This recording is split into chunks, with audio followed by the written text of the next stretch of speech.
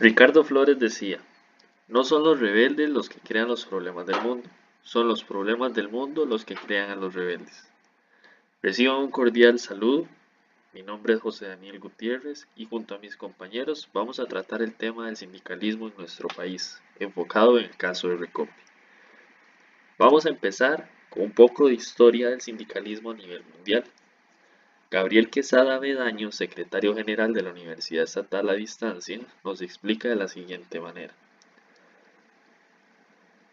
El movimiento sindical nace a finales del siglo XVIII, con la Revolución Industrial. El acelerado proceso industrial no permitió que la clase trabajadora pudiera organizarse a la velocidad que lo hicieron los empresarios. Al dueño de la fábrica, lo único que le interesaba era la acumulación del capital. Si el obrero no servía o se enfermaba, simplemente lo sustituían de inmediato. Por otra parte, el aparato político, en particular el Estado, tampoco respaldaba al obrero. Los gobiernos se oponían a la formación de organizaciones que defendieran sus intereses de clase. Como a los trabajadores no se les permitía agruparse, optaron por la clandestinidad. Para mediados del siglo XIX, un número considerable de países europeos reconoce la Asociación Obrera. En 1864 nace en Londres la Asociación Internacional de Trabajadores, conocida como AIT, primera organización mundial de la clase obrera, conocida como la Primera Internacional. A raíz de la muerte de 5 huelguistas en mayo de 1886 en Chicago, se declara el 1 de mayo el Día Internacional de los Trabajadores y se adopta la reivindicación de la jornada de 8 horas en la Segunda Internacional, celebrada en París el 14 de julio de 1889. En 1917 se produce la Revolución Rusa y se establece el primer Estado socialista. El nacimiento de la URSS, Unión de Repúblicas Socialistas Soviéticas, contribuye a la consolidación del movimiento obrero. 2 años después nace la OIT, Organización Internacional del Trabajo. En el siglo XX se consolidan 3 corrientes mundiales sindicales: los comunistas, Federación Sindical Mundial, los socialdemócratas, Confederación Internacional de Organizaciones Sindicales Libres, y los socialcristianos, Confederación Mundial del Trabajo.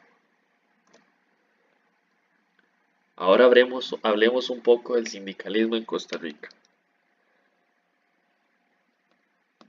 Gabriel Quesada Avedaño también menciona que la primera Federación de Trabajadores Costarricenses nace en 1905, producto de la evolución política de las ligas de obreros de 1901.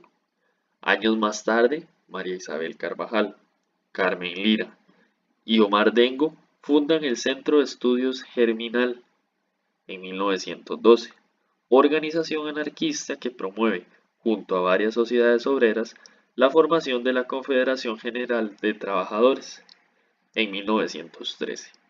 Con el nacimiento del Partido Comunista, también se funda la Unión General de Trabajadores de la Zona Bananera del Atlántico.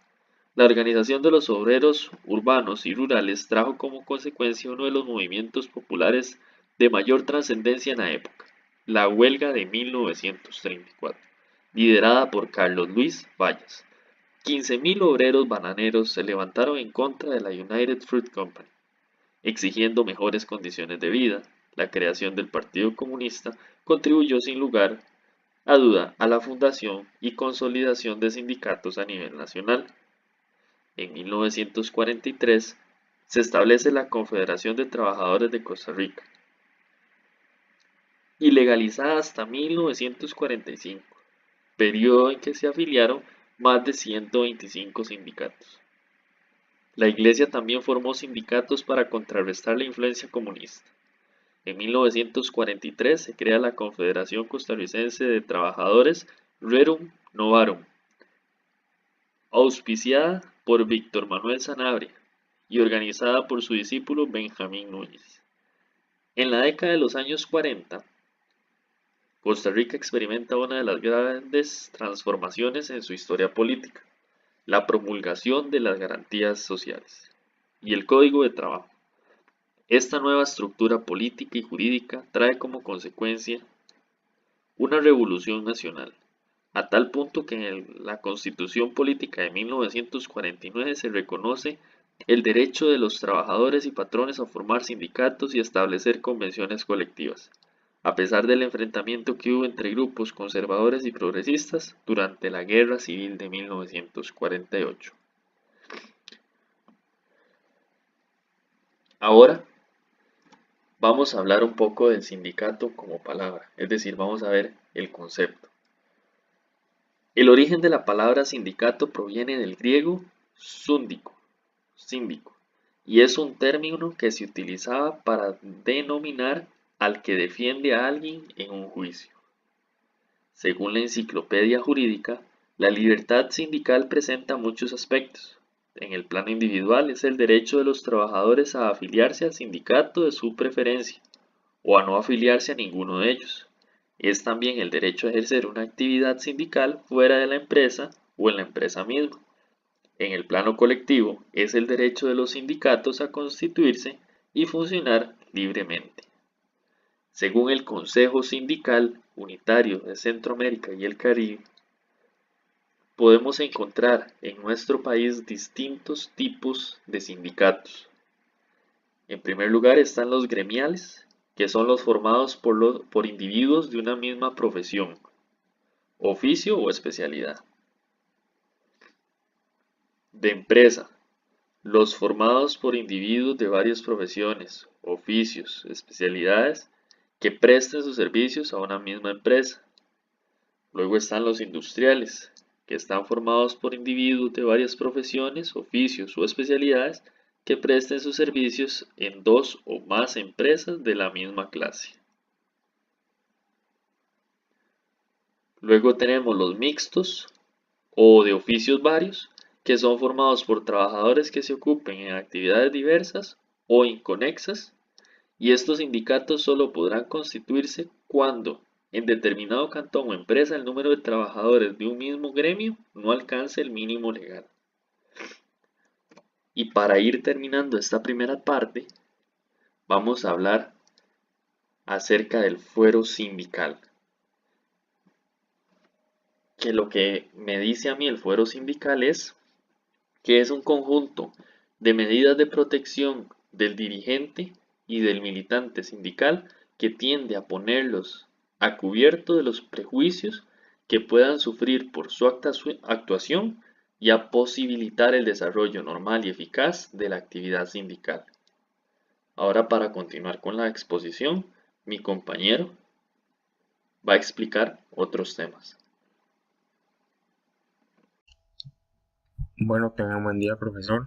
Mi nombre es Carlos Daniel Calderón Montoya y me corresponde hablar acerca de tres aspectos, los cuales son las prácticas laborales desleales de los trabajadores en el caso Recope, las limitaciones a la libertad sindical y de la suspensión concertada colectivamente, la cual es un requisito necesario para que una huelga pueda ser considerada legal. Empezando por las prácticas laborales desleales, se dieron principalmente dos, los cuales son piquetes y sabotajes.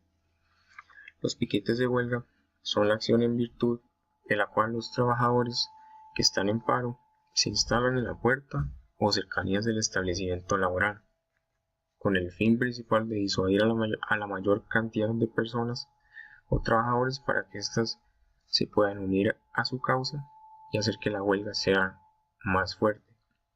Sin embargo, los piquetes de huelga pueden ser declarados ilegales en ciertos casos, los cuales son cuando se incita a la violencia contra el empleador, cuando se busca dañar la integridad física de las instalaciones de la empresa, también cuando se amenaza de violencia a trabajadores que no quieran ser parte de la huelga, y también cuando sean bloqueos a accesos principales de la empresa.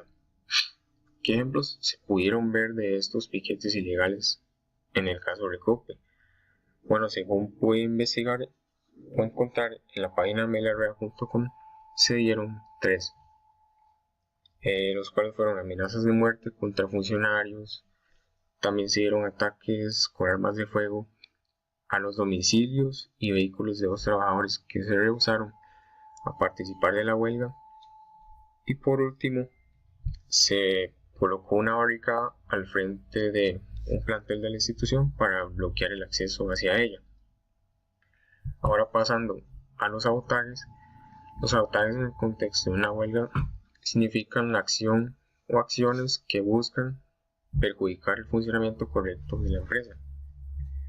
Según La Nación, hubieron sabotajes como daños de válvulas a las esferas de almacenamiento del plantel de Limón de Recope con el fin de frenar el suministro de gas al país. También en el mismo plantel del Moín de Limón se dio un acceso no autorizado al cuarto de control y debido a esto se dio un corte en el suministro eléctrico, lo cual provocó que la subestación principal de este plantel fuera desconectada. También se dio un sabotaje en calderas de asfalto en el mismo plantel de Limón, las cuales fueron apagadas y provocaron un agotamiento de este material. Esto provocó que muchas empresas constructoras se vieran afectadas porque ya no tenían asfalto y ya no podían conseguirlo, y esto provocó que despidieran personal. Y por último, se dieron perforaciones en un poliducto en un tramo en el Coñol de la Juela, lo cual provocó también una fuga de combustible. Ahora pasando al tema de las limitaciones a la libertad sindical, hay tres, que son el ámbito personal de aplicación, la negociación y el no reconocimiento del derecho de huelga. Bueno, el ámbito personal de aplicación lo que quiere decir es que el derecho a organizar un sindicato no alcanza a todos los servidores del Estado, lo cual deja a varios sectores del mismo excluidos, como podrían ser los policías.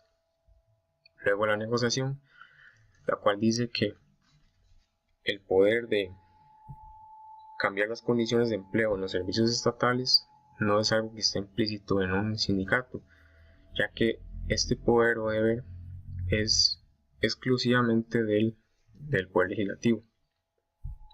Por último, el no reconocimiento del derecho de huelga, el no reconocimiento del derecho de huelga es el obstáculo principal que impide el reconocimiento del derecho sindical en el sector público, ya que las personas que se oponen a la huelga en el Estado dicen que es inconveniente que sea una huelga en el sector público, ya que el Estado se paraliza y un Estado no puede paralizarse, tiene que estar en constante funcionamiento porque si no el país podría colapsar. Ahora pasando a los requisitos que se necesitan para que una huelga pueda ser considerada legal, está la suspensión concertada colectivamente. Según la reforma procesal laboral, una huelga ya no es considerada solo como el abandono del lugar de trabajo o como abandono del trabajo. Lo que se requiere simplemente es que el colectivo de trabajadores defina, en ejercicio de la libertad sindical, de la cual la huelga es parte, cuál o cuáles trabajos se dejarán en suspenso, acordando para ellos la modalidad que estimen pertinente, así como la ejecución temporal que estimen adecuada, permanente, intermitente o gradual. Ahora mi otro compañero seguirá hablando de más requisitos que son considerados para que una huelga sea considerada legal, y yo termino aquí. Muchas gracias. Muy buenas, mi nombre es Cristian Salazar y les voy a explicar por qué el juez Alexandre Contreras Barrantes declaró ilegal la huelga Recope 2018. Este juez se basó en tres conceptos muy importantes, los cuales son el mínimo porcentaje de apoyo, el procedimiento de conciliación y si la huelga fue pacífica o no. A continuación les voy a explicar más detalladamente cada concepto. Primero empecemos con el mínimo porcentaje de apoyo. Primero, el artículo 374 menciona que el porcentaje mínimo requerido para hacer legal una huelga contabiliza a todas las personas trabajadoras de la empresa. ¿Esto qué quiere decir? Bueno, que cualquier persona que trabaje en dicha empresa, ya sea de una baja jerarquía o de una mayor jerarquía, está dentro de este porcentaje. Pero se viene la pregunta más importante, la cual consiste: ¿y cómo se calcula este porcentaje de apoyo? Bueno, el artículo 381 nos lo menciona. Este se divide en dos partes. La primera, existencia de un sindicato o varios. Si la empresa posee un sindicato o varios, se necesita que 50% de los trabajadores de dicha empresa estén afiliados a dicho sindicato para que la huelga tenga el mínimo porcentaje de apoyo. La segunda consiste en la no existencia de un sindicato. Si en dicha empresa no existe un sindicato, el proceso es mucho más complejo. Primero se va a tener que hacer una votación de los trabajadores para ver si se desea la huelga o no. Se necesita que mínimo 35% de los trabajadores voten. Y de este 35%, que un 50% de ellos estén a favor de la huelga para poder ser realizada. También se menciona que en el artículo 382 que hay exclusiones de algunas personas que no participan en este porcentaje de apoyo, las cuales son las personas que entran a labor luego del inicio del proceso de conciliación, trabajadores en periodos de prueba, trabajadores con un contrato suspendido, trabajadores con un trabajo fijo o obra determinada y, por supuesto, los representantes laborales. El siguiente concepto a explicar es la conciliación o intimación, la cual consiste en procurar una conciliación previa a la declaratoria de huelga, ya que no sería muy obvio que apenas haya un conflicto irse a huelga. Entonces, para eso está este procedimiento. Pero el artículo 133 nos dice que en caso del procedimiento de conciliación no puede durar más de 20 días hábiles, contados a partir del momento en que haya quedado legalmente constituido el órgano de conciliación. Esto quiere decir que no puede haber una conciliación, que la conciliación no puede durar más de 20 días hábiles. Esto entre los trabajadores y el jefe. Después de que pasan estos 20 días hábiles, los trabajadores tienen el derecho de poder declarar la huelga y empezar. Y el último concepto a definir es el ejercicio pacífico. ¿Qué quiere decir esto? Que la huelga no sea violenta y sea totalmente pacífica. Por ejemplo, está prohibido el cierre de las puertas del centro de trabajo. Está prohibido también el impedimento de trabajo a los no huelguistas. Obviamente también el cierre de servicios esenciales o calles públicas. Y la más obvia, la cual de no hacer daños institucionales o a personas. Ya que si se realiza algunos de estos actos, la huelga va a caer en un ejercicio no pacífico. Y al caer en un ejercicio no pacífico, la huelga se puede declarar ilegal. Entonces, la huelga de Recope se declaró ilegal porque no cumplía ninguno de estos dos conceptos, ya que el juez menciona que el primer concepto, el cual es porcentaje de apoyo, nunca se menciona, ya sea en el contrato, digamos, que se cumpla este mínimo porcentaje de apoyo. En conciliación e intimación, el juez menciona que los trabajadores de la empresa Recope no cumplieron con los 20 días mínimos del proceso de reconciliación. Y por último, que no cumplieron con el ejercicio pacífico, ya que estos cerraron los planteles de Recope y el juez menciona que hubieron daños con la institución de Recope en Moín, ya que dañaron algunos servicios eléctricos. Es por esto que la huelga se declaró ilegal. Ahora mi compañero les va a explicar qué efectos o consecuencias trae que la huelga se declare ilegal. Buenas, mi nombre es José Andrés Brenes y hoy les voy a hablar de los efectos de la huelga.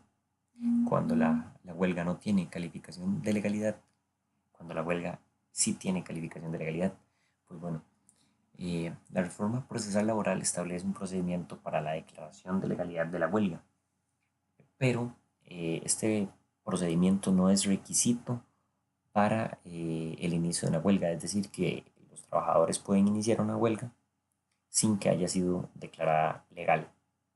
Pero bueno, ¿qué pasa cuando la huelga no tiene calificación de legalidad? Pues bueno, primero que todo se da la suspensión de los contratos de trabajo.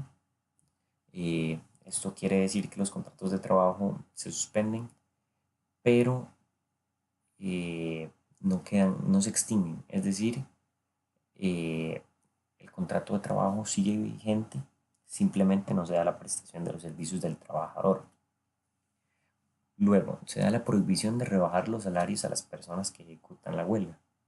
Esto es una medida de protección hacia el trabajador, amparado en el artículo 379 que dice: la terminación de los contratos de trabajo o en su defecto el rebajo salarial o cualquier tipo de sanción solo será procedente a partir de la declaratoria de ilegalidad de la huelga.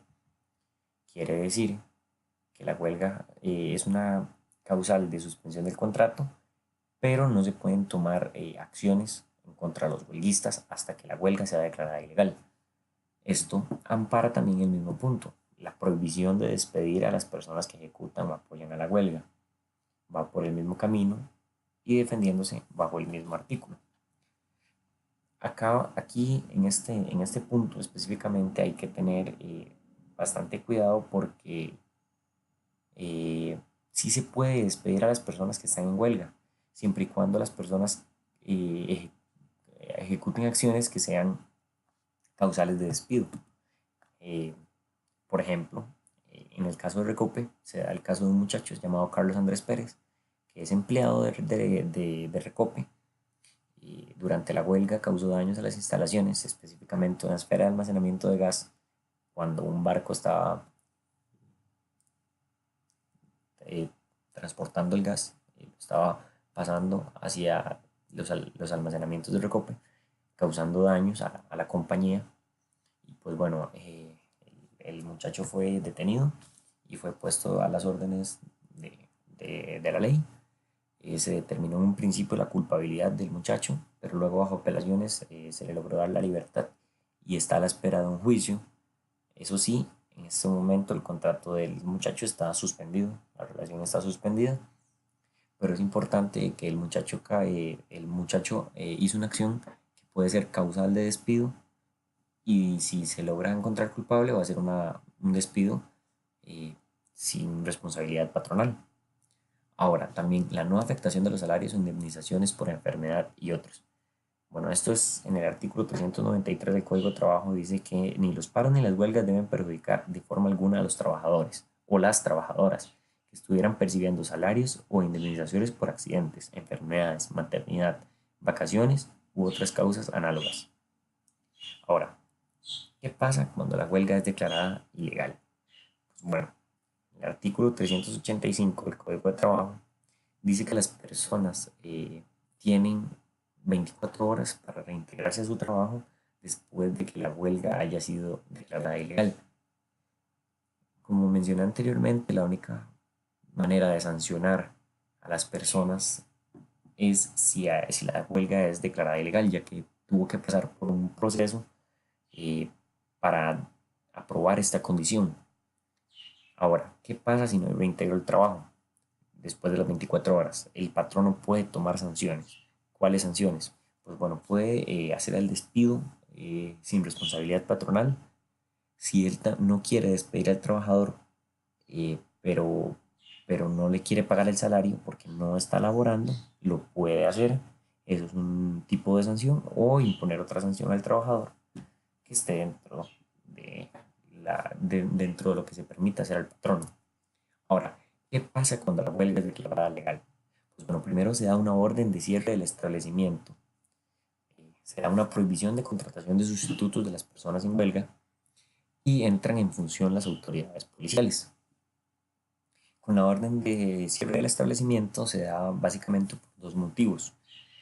Primero, para evitar que se contraten a los llamados rompehuelgas, que sería un método de presión para los trabajadores que están en huelgas, y el segundo para evitar enfrentamientos. Enfrentamientos pueden ser de varios tipos, entre propios empleados, por ejemplo, que se enfrenten los que no están en huelga con los que sí están en huelga, o que se enfrenten el empleador con los empleados, o personas de seguridad privada, tal vez de la empresa, que no son trabajadores de planta, por así decirlo, y con los trabajadores de planta, por así decirlo, o el departamento que esté en huelga. Entonces es una forma de evitar encontronazos y también para proteger la integridad de los bienes del patrono, ya que se pueden hacer revueltas violentas y pueden atentar contra la seguridad de los bienes del patrono y de la compañía. Cabe recalcar aquí que atentar contra los bienes del patrono no es una forma pacífica de resolucionar el conflicto y puede cambiar la condición de la legalidad de la huelga. Ahora, que también está la orden de pago de salarios en los supuestos del artículo 386.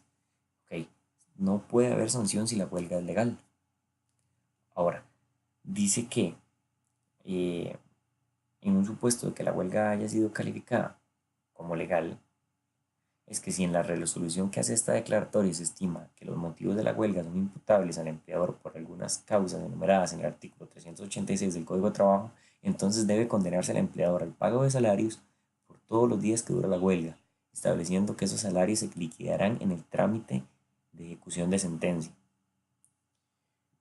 Esto sería todo. Muchas gracias por la atención. Espero que tengan un buen día.